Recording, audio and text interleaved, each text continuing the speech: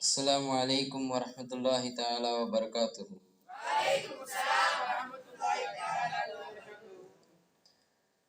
الحمدللہ الحمدللہ رب العالمین، والصلاة والسلام علی سیدنا محمد وعلی آلہ وصحبہ اجمعین، اما بعد،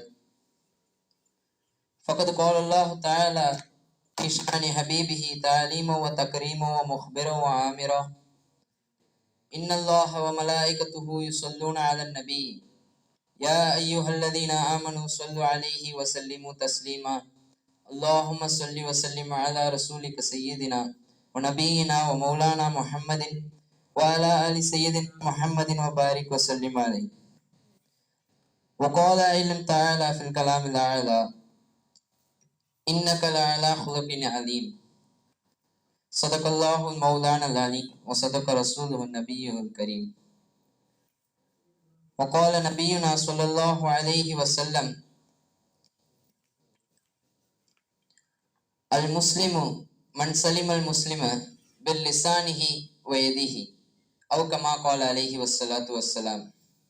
الحمدللہ، سب تعریف اللہ کا ہے، اس کے تسلی اور اس کے نعمت، اس کے برکت ہمارے حبیب مصطفیٰ محمد رسول کریم صلی اللہ علیہ وسلم ان کے اوپر اور ان کے صحابیوں کے اوپر اور ان کے پیچھے کرنے کے تابعینوں، تبع تابعینوں، ناداؤں، شہداؤں، اولیاءوں، صالحوں، متقینوں اور اس مجلس میں جمع ہوئے ہم سب کے اوپر ہونے کے لیے دعا کر کے میں اس بات کو شروع کرتا ہوں۔ اللہ تعالیٰ نے 10,000 سال اس پوری کائنات کو پھرنے چھوڑا تھا۔ 10,000 سال کے بعد افضل خلق خالق نے ایک موجود کیا تھا، ایک آدمی کو موجود کیا تھا، وہ ہے محمد رسول اللہ صلی اللہ علیہ وسلم۔ ہمارے حبیب مصطفیٰ محمد صلی اللہ علیہ وسلم کو موجود کرنے کے لیے اللہ تعالیٰ کو 10,000 سال اس پوری کائنات کو پھرنے رکھنا پڑا تھا۔ اتنے افضل کا خلق ہے ہمارے نبی صلی اللہ علیہ وسلم۔ کیوں اتنا افضل ہے انہوں؟ صلی اللہ علیہ وسلم کا خلق سب سے بڑا ہے۔ صلی اللہ علیہ وسلم کے بارے میں اللہ تعالیٰ قرآن میں بولتا تھا انک لعلی خلق علیم، تم خلق میں، حسن الخلق میں سب سے بڑے آدمی ہو۔ صلی اللہ علیہ وسلم کیونکہ امت کے بارے میں سوچتے ہیں، صلی اللہ علیہ وسلم کہ امت ہی مسجد کے علاوہ کوئی جگہ بھی پڑھ سکتا ہے، اور کسی امت کو یہ نعمت نہیں ملا تھا۔ صلی اللہ علیہ وسلم کا امت، آپ کے پاس مصلی ہے تو بچھا لو، پڑھ لو۔ صلی اللہ علیہ وسلم کا امت کو اس نعمت ملا، اور کچھ امت کو بھی یہ نعمت نہیں ملا۔ پڑھے تو نماز مسجد میں ہی پڑھنا پڑے گا۔ صلی اللہ علیہ وسلم کا امت کو تیمم ملا تھا، اور کسی امت کے لیے یہ نعمت نہیں ملا تھا۔ 50 میل دور ہو تو پانی لے کے کر لو اور نماز پڑھو، تیمم نہیں آپ کو۔ صلی اللہ علیہ وسلم نے ایسا آسان کیا تھا ہمارا امت کے لیے کہ سنت بھی نہیں پڑھتے تھے انہوں، تو فجر کا سنت کا سوا اور کوئی سنت صلی اللہ علیہ وسلم سفر کے وقت میں نہیں پڑھتے تھے۔ صلی اللہ علیہ وسلم کا پوری زندگی صرف 2 ہی لفظوں میں آتا ہے۔ صلی اللہ علیہ وسلم کا ایک عبادت اور دوسرا ہے حسن الخلق، اور 2 لفظوں میں بولنا تو حقوق اللہ اور حقوق العباد۔ حقوق اللہ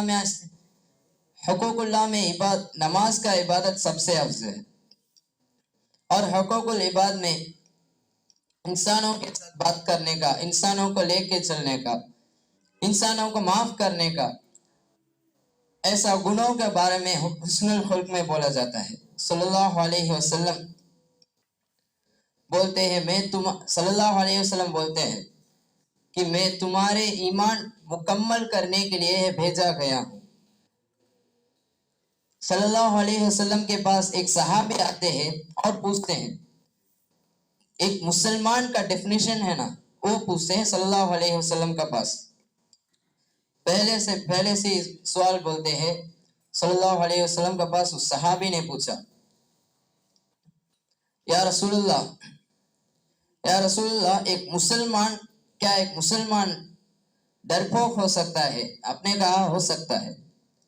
یا رسول اللہ کیا ایک مسلمان کنجوس ہو سکتا ہے؟ ہو سکتا ہے۔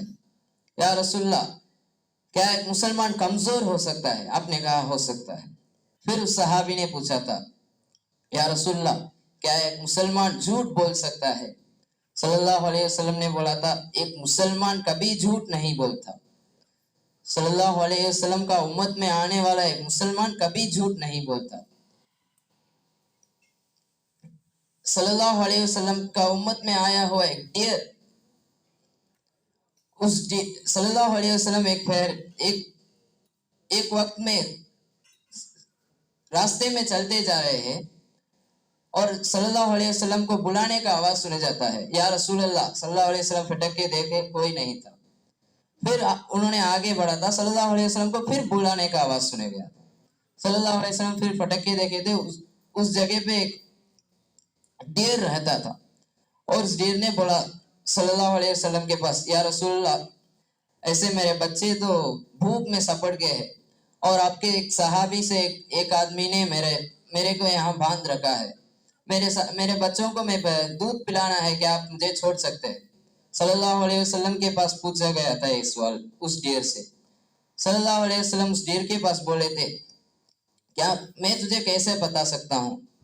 تم جب جاؤ گے تو پھر آئے نہیں تو میں اس صحابی کے پاس میں کیا بولے گا؟ صلی اللہ علیہ وسلم کے پاس اس ڈیر نے بولا، یا رسول اللہ تم مجھے جہنم میں ڈال دو، میں سہا لیتا ہوں، مجھے جہنم میں ڈال دو۔ تو صلی اللہ علیہ وسلم نے اس کے رسی کو کھولا تھا اور اس ڈیر نے پہاڑوں کے پاس دوڑا اور گم ہو گیا۔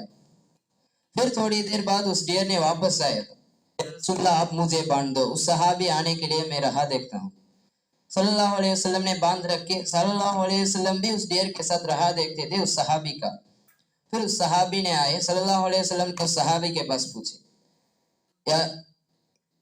کیا میں اس ڈیر کو ہدیہ کیا لے سکتا ہوں؟ صلی اللہ علیہ وسلم کے پاس اس صحابی نے بولا، یا رسول اللہ میرے ماتا پتا آپ کو فدا ہے یا رسول اللہ، نہیں بیٹا مجھے یہ ڈیر بس۔ صلی اللہ علیہ وسلم نے اور اس ڈیر کو کھولا تھا اور بولا تھا، جا کے آپ کا بچوں کے ساتھ خوشی مناؤ۔ صلی اللہ علیہ وسلم کا اتنا حسن الخلق تھا کہ ایک 5 آفل والا جانور کو بھی انہوں نے فریڈم دیا تھا صلی اللہ علیہ وسلم نے۔ اور ایک کہانی میں آتا ہے صلی اللہ علیہ وسلم کا، اور ایک کہانی میں آتا ہے صلی اللہ علیہ وسلم کو ایک مکہ کافر نے ان کو قتل کرنے کے لیے ان کے تلوار اٹھا کے آتا ہے، صلی اللہ علیہ وسلم کو قتل کرنے کے لیے تلوار اٹھا کے آتا ہے۔ صلی اللہ علیہ وسلم لیٹ کے ہیں اور ان کا تلوار ان کے بازی ہے، ان کے بازی اس تلوار کا کور میں رکھا پڑا ہے۔ صلی اللہ علیہ وسلم نے سو رہے تھے، صلی اللہ علیہ وسلم کا فصلی میں ایک بار اس تلوار کو رکھ کر اس آدمی نے پوچھا تھا، اب تمہیں کون بچائے گا میرے پاس سے؟ صلی اللہ علیہ وسلم نے بولا، اللہ مجھے بچائے گا۔ تو اس آدمی نے تلوار کو نیچے ڈال دیا۔ پھر صلی اللہ علیہ وسلم اس تلوار کو اٹھائے اور اس آدمی کے سامنے رکھ کر انہوں نے پوچھا تھا، اب تم کو کون بچائے گا؟ اس نے کہا تم ہی بچائے گا، تمہارے پاس تو تلوار ہے۔ بیچار کو تو اللہ کو ہی مان لی۔ پھر صلی اللہ علیہ وسلم نے پوچھا تھا مسکرا کر، کیا تم کلمہ پڑھتے ہو؟ صلی اللہ علیہ وسلم کے پاس اس کافر نے بولا، نہیں میں کلمہ تو پڑھتا نہیں۔ پھر صلی اللہ علیہ وسلم نے بولا تھا، اچھا میں تجھے معاف کر دیا جاؤ۔